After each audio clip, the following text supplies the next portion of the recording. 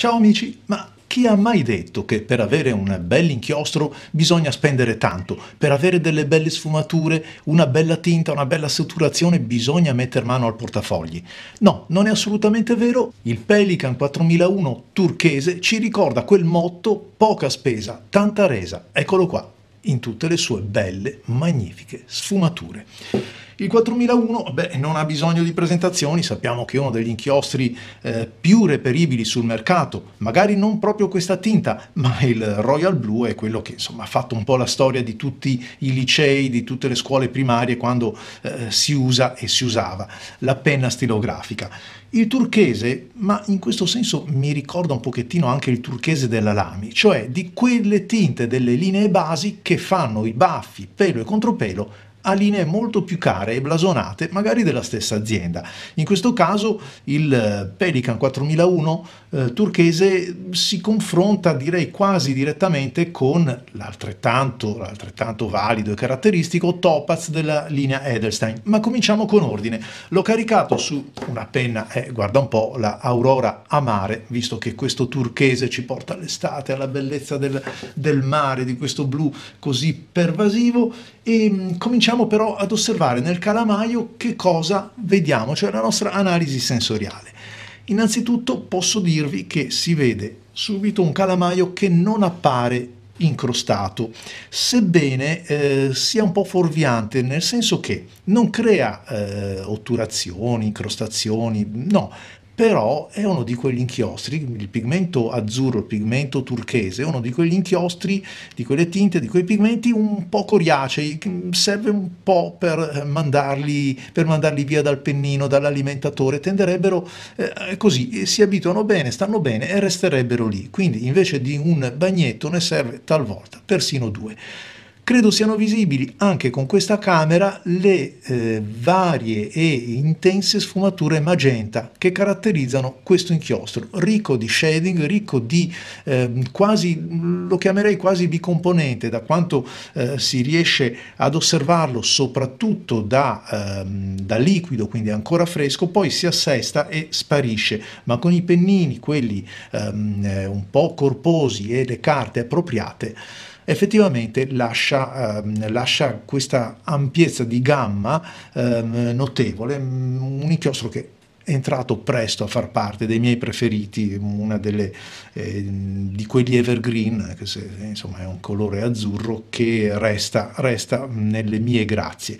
Dal punto di vista visivo si nota anche all'interno del calamaio una buona presenza di componente, chiamiamola così, oleosa, che non è sempre presente nelle tinte base Pelikan, ma in questo caso c'è belle lingue di azzurro chiaro, di celeste, di blu scuro, si possono osservare ad occhio nudo. E poi dal punto di vista dell'olfatto, sì, c'è un po', diciamo, di odore di inchiostro, insomma di qualcosa di sintetico, non è certo invitante, però non è fastidioso, almeno al mio naso.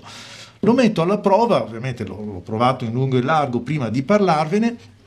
Lo metto alla prova sulla carta Rhodia, come al solito, partendo da lì, e poi lo andremo ad esaminare anche sulle altre carte con pennini diversi da quello che sto usando oggi, perché la penna è dotata di un pennino stab. Ho scelto un pennino stab proprio per mettere in rilievo, a parte quanto è bello questo pennino Aurora e anche quanto è bella la Amare, un pennino stab per mettere in rilievo le sfumature, la pienezza del tratto, ma soprattutto l'intensità di questo colore. Lo sposto un po' così almeno lo vediamo nella sua pienezza. Riuscite a vedere che razza di sfumature siano presenti appena l'inchiostro è messo giù? Pelikan 4001.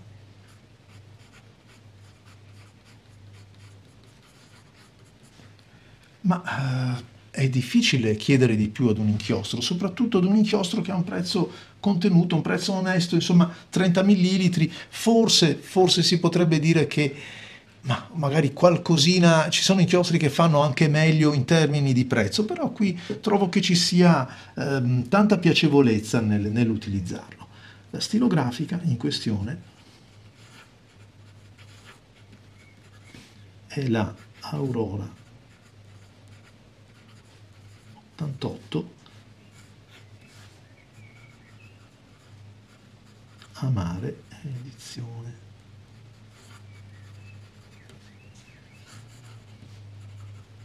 Sto mettendo un po' alla prova con tutti i tipi di grafia, ma è un inchiostro, come vi dicevo, la base oleosa si sente, si percepisce, perché questo è un pennino di tipo stab e quindi richiede, vedete poi tra l'altro come,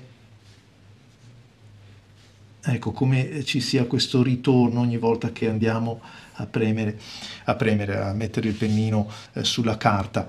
Quindi molta varietà che però, come forse avete già potuto osservare, non appena si asciuga va, e lo fa anche presto, si assesta. Guardate com'è più scuro questo ultimo tratto che ho segnato rispetto a questo che si è già assestato, e va un po' a livellare la variazione in termini di variazione luminosa, ma resta invece quella di saturazione, della saturazione, che dopo, osservato un po' più da vicino, apprezzerete anche voi. Quindi per me come gamma dinamica la gamma è davvero ampia e la tonalità mi piace molto. La tinta la trovo indovinata, è un colore rilassante ma non di quelli seduti, che insomma è vibrante, lo definirei un turchese vibrante se fossi io così a dargli un appellativo o comunque a dargli un nome. Andiamolo ad esaminare anche negli altri suoi aspetti. Dicevamo, passa il foglio? Beh, no, non lo passa, ma poco ci manca, perché è un inchiostro che è molto fitto. La fittezza la rileviamo anche quando lo andiamo, per esempio, a mettere su un pennino fine come questo, che è quello della Pelikan 150. Guardate che capacità di copertura che ha, nonostante sia una carta quadrettata e il tratto, insomma, non sia abbondante come questo della Amare che ho provato su questa carta, che è un blocco Pigna Style.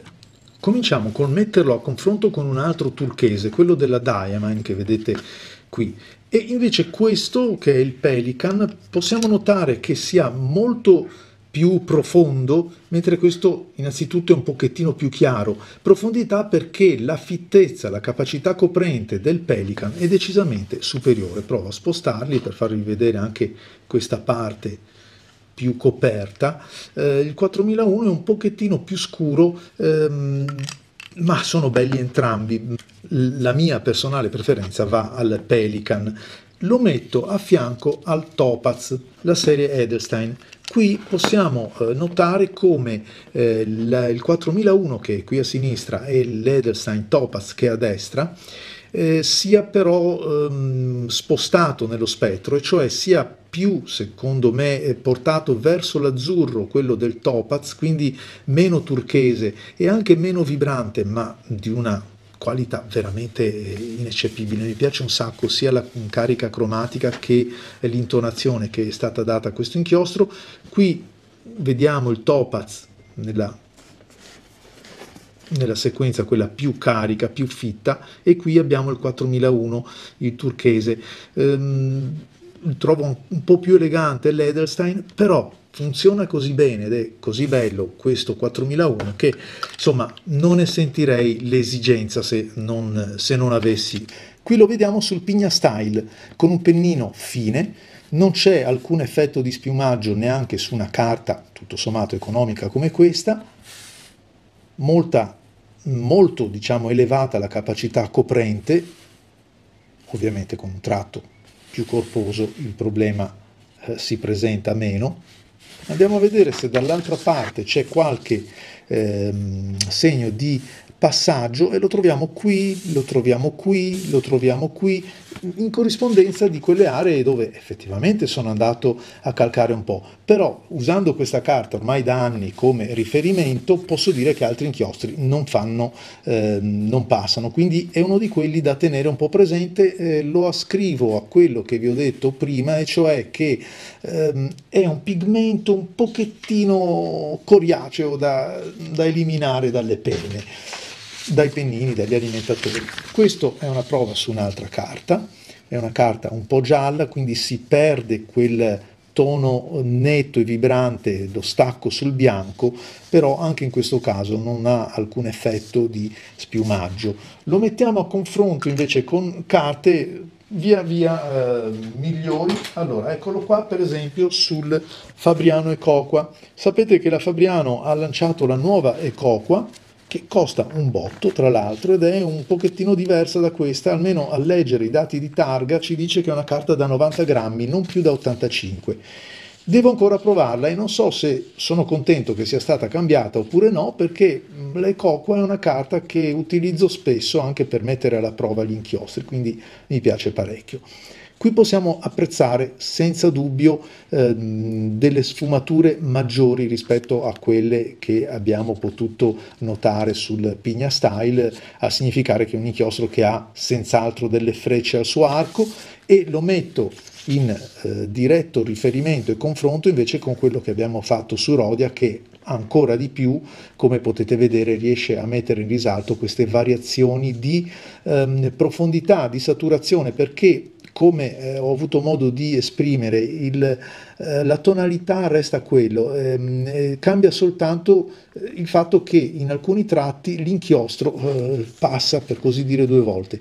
Io riesco ad occhio nudo, inclinando un po' di taglio, a vedere quella piccola componente magenta nel contorno del tratto. Credo che sia molto difficile farvelo vedere attraverso la camera, però sappiate che una minima parte è restata, quindi quello che abbiamo visto nel collo del calamaio all'inizio in un certo senso è rimasto.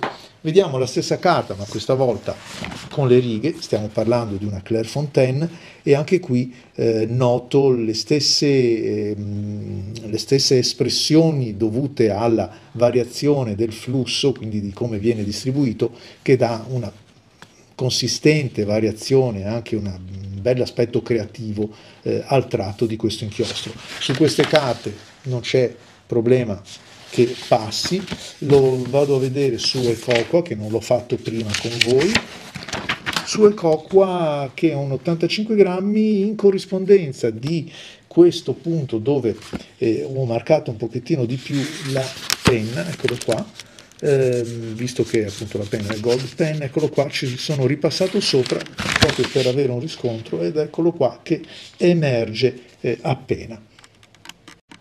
In conclusione, un inchiostro che consiglio? Sì, lo consiglio molto.